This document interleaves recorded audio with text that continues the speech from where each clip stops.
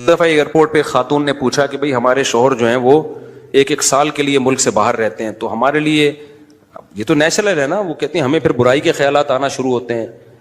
تو انہوں نے کچھ سوال پوچھے، وہ حیا کے خلاف ہیں، میں اس کو نہیں یہاں ڈسکس کر سکتا.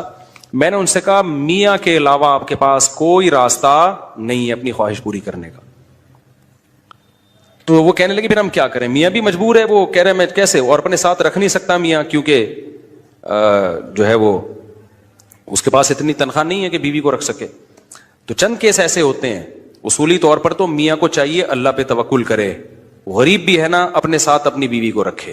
کوئی بات نہیں، میاں بیوی دونوں روکھی سوکھی مل کے کھا لیں گے، کم پہ گزارا کر لیں گے. جو بیویوں کو چھوڑ کے ایک سال دو سال کے لیے باہر جاتے ہیں، یہ شریعت میں بالکل پسندیدہ نہیں ہے. اللہ نے بیوی کو صاحبہ کہا ہے، ساتھ رہنے والی. مجھے وزیر آباد میں 1 مہینہ رہنا تھا، یہ بات ہوگی 2006 یا 2007 کی. انہوں نے کہا کہ 1 مہینہ آپ نے یہاں اسٹے کرنا ہے. بیانات کے سلسلے میں نا مسجد 1 مہینے کے لیے میرے حوالے کی تھی.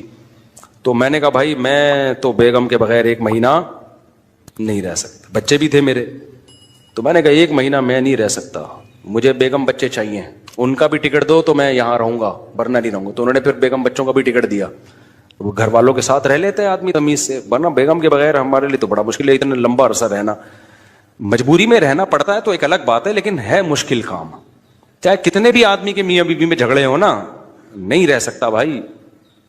تو 1 سال کے لیے پتہ نہیں کیسے رہ لیتے ہیں لوگ بیگم کے بغیر. ٹھیک ہے ان کی مجبوری ہوتی ہے، میں مانتا ہوں، لیکن اس میں کوشش کرو اللہ پہ توکل کرو. بیگم روکھی سوکھی کھا لیں گے، لیکن اللہ میاں نے بیگم کو صاحبہ کہا ہے قرآن میں. صاحبہ کا مطلب ساتھ رہنے والی. صاحبہ کا کیا مطلب ہے؟ ساتھ رہنے والی. تو اس کا مطلب جب شادی ہو گئی تو وہ پھول ترو کی طرح تمہارے ساتھ چپک گئی ہے.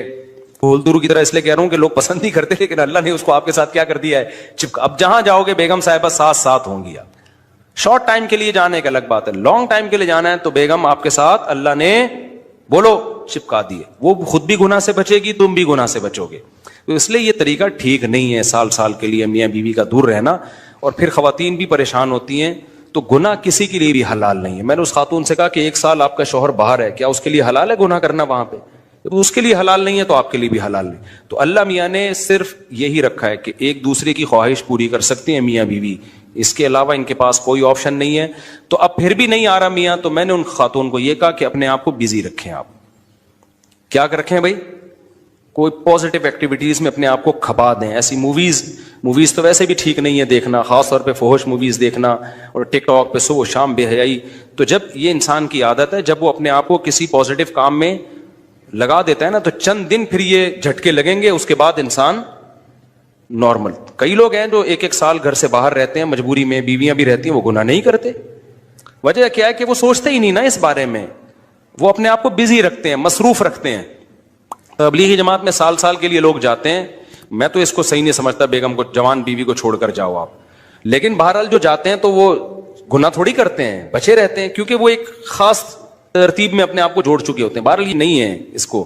تبلیغی جماعت میں سال کے لیے جا رہے ہو، اگر شادی شدہ ہو بیگم کو بھی لے کے جاؤ ساتھ میں.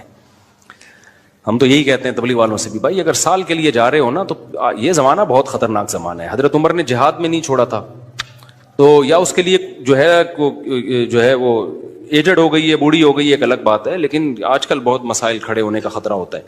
لوگ کہتے ہیں نہیں فلاں سال کے لیے گیا، کوئی مسئلہ نہیں ہوا.